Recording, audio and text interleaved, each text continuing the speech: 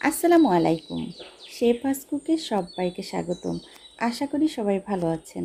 আজ আমি আপনাদের সাথে শেয়ার করছি পাঙাশ মাছ এবং বেগুনের একটা রেসিপি। অনেকেই পাঙাশ মাছ পছন্দ করেন না, তো আজকে রেসিপিতে আমি সমস্ত টিপস সহই রান্নাটা আজকে দেখাবো। আশা করছি পুরো ভিডিও জুড়ে আমার সাথেই থাকবেন। তাহলে চলুন শুরু করা যাক পুরো প্রস্তুত প্রণালী।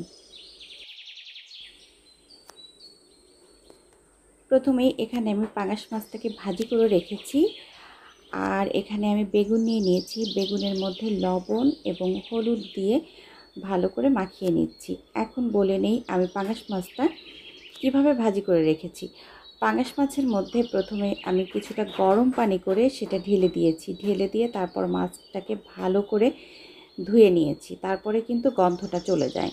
তারপর লবণ হলুদ দিয়ে মাখিয়ে নিয়েছি, তারপর ভেজে নিয়েছি। এখন চলে আসলাম রান্নাতে। তো কড়াই বসিয়ে দিয়েছি, তেল দিয়ে দিলাম। তেলটাও গরম হয়ে গেছে। এই পর্যায়ে আমি দিয়ে দিচ্ছি বেগুনগুলো। তো বেগুনগুলো আমি পুরোটা একবারে দিয়ে দিচ্ছি। দিয়ে বেগুনগুলোকে আমি ভালো করে ভেজে নিব। আর যেহেতু আমার মাছটা টাটকা মাছ ছিল, সেজন্য কিন্তু আমি বেশি ভাজি করিনি। আপনারা চাইলে কিন্তু আরও একটু কড়া ভাজি করতে পারেন। তো মাছ যেহেতু আমরা সবাই ভাজি করতে পারি, ওই জন্য ওইটা আর আমি দেখাইনি। তো এরই মধ্যে কিন্তু আমার বেগুনটাও ভাজা হয়ে গিয়েছে। এই পর্যায়ে আমি বেগুনটা তুলে নিচ্ছি। বেগুনটা তুলে সেই একই তেলের মধ্যে আমি দিয়ে দিলাম তেজপাতা, আর দিয়ে দিলাম একটা এলাচ, একটা দারচিনি। এখন একটু ভেজে নিচ্ছি। এখন এর সাথে মশলা অ্যাড করে দিচ্ছি। তো এখানে আমি নিয়ে নিয়েছি 2 চা চামচ পেঁয়াজ বাটা, 1 চা চামচ রসুন বাটা, 1 চা চামচ আদা বাটা, 1 চা চামচ জিরা বাটা, 1 চা চামচ শুকনো মরিচ বাটা। আর আমি বাটাটা ব্যবহার করেছি, আপনারা চাইলে এখানে শুকনো মরিচের গুঁড়াটাও দিতে পারেন। তো এখন আমি কিছু সময় একটু নাড়াচাড়া করে নিচ্ছি। নিয়ে এখন এর সাথে আমি হলুদ অ্যাড করে দিচ্ছি। আর এখানে আমি হলুদ দিয়েছি 1 চা চামচের কম। যেহেতু আমার কিন্তু মাছের মধ্যে হলুদ আছে, বেগুনের ভিতরেও হলুদ আছে, ওই জন্য এখন আমি হলুদটা একটু কম দিয়েছি। তো এখন আমি আবার একটু নাড়াচাড়া করে নিচ্ছি। আর এখন এই মশলাটা কষানোর জন্য পানি দিয়ে দিলাম। আর এখন এর সাথে অ্যাড করে দিব আমি স্বাদ মতো লবণ। তো পানিটা দিয়ে একটু নাড়াচাড়া করছি। নাড়াচাড়া করে এখন এর সাথে দিয়ে দিচ্ছি লবণটা। আর লবণটা প্রথমেই নতুন রাঁধুনিরা একটু কম করে দিবেন, পরে খেয়ে দেখে কিন্তু আবার দিতে পারবেন। কিন্তু বেশি হয়ে গেলে তখন কিন্তু আর করার কিছু থাকে না। এরই মধ্যে কিন্তু মশলাটা কষানো হয়ে গিয়েছে। এই পর্যায়ে আমি ঝোলের জন্য পানি অ্যাড করছি। আর এই রেসিপিতে কিন্তু বেশি ঝোল আমি রাখবো না, বা বেশি ঝোল রাখলে কিন্তু ভালো লাগে না। এজন্য অল্প পরিমাণে পানি দিয়ে কিছুটা যখন জাল উঠেছে, পানিটা একটু কমেছে, সেই পর্যায়ে আমি বেগুন এবং মাছ ভাজিটা দিয়ে দিচ্ছি।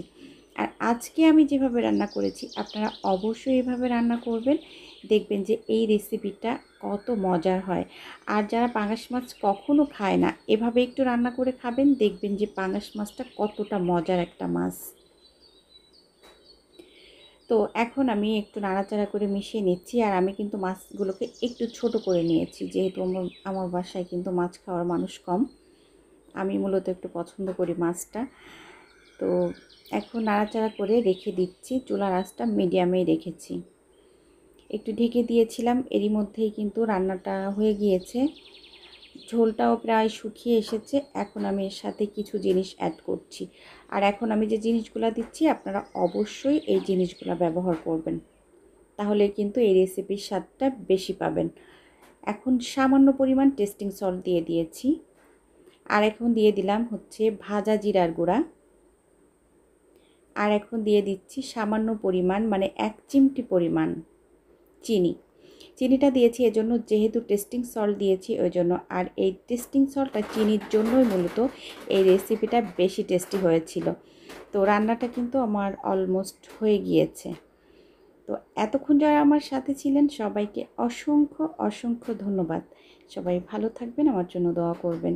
আগামী রেসিপি দেখার আমন্ত্রণ জানিয়ে আজকের মতো আমি শেফা বিদায় নিচ্ছি। আল্লাহ হাফিজ। আসসালামু আলাইকুম।